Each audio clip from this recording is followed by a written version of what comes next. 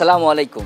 দক্ষিণ পশ্চিমাঞ্চলে সাতক্ষীরা ১ আসনের রাজনৈতিক ময়দানে নতুন এক তরুণ নেতা, যার নাম ইতিমধ্যেই আলোড়ন সৃষ্টি করেছে, আরিফুজ্জামান মামুন। তালা কলরোয়া অঞ্চলে মানুষের চোখে তিনি নতুন আশা, শিক্ষিত, পরিচ্ছন্ন এবং তরুণ প্রজন্মের প্রতিনিধি। এই তিনটি বৈশিষ্ট্য এখন তাকে হয়ে উঠেছে ভোটারদের প্রিয় নেতা।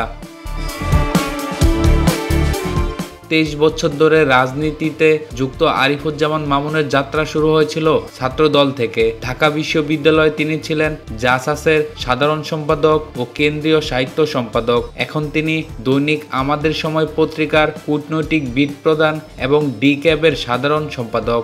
এক কথায় অভিজ্ঞতা আর জ্ঞানের সমন্বয়।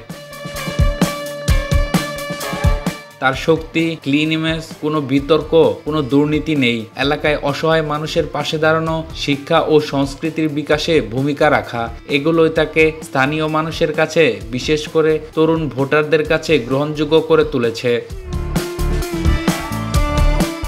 তালা কলরোয়া আসনের অর্ধেকের বেশি ভোটারই তরুণ। তাদের ভাষায়, আমরা চাই নতুন প্রজন্মের নেতা, যিনি পরিচ্ছন্ন থাকবেন। মামুন ভাই সেই আশা প্রতিফলিত করেন। বিএনপির ভারপ্রাপ্ত চেয়ারম্যান জনাব তারেক রহমান সম্প্রতি ঘোষণা দিয়েছেন, দুর্নীতিমুক্ত, শিক্ষিত ও তরুণদের হবে মনোনয়ন। আরিফুজ্জামান মামুন সেই ঘোষণার সঙ্গে সবচেয়ে বেশি মানানসই প্রার্থী বলে মনে করছেন স্থানীয়রা।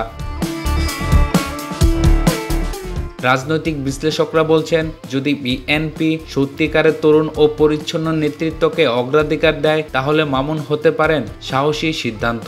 তারুণ্য, শিক্ষাগত যোগ্যতা এবং অভিজ্ঞতা সবকিছুই তার পাশে। আরিফুজ্জামান মামুন তালা কলরোয়া মানুষের কাছে নতুন আশা, নতুন ভরসা।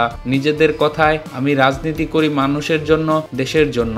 এলাকা মানুষের ভালোবাসায় আমার শক্তি।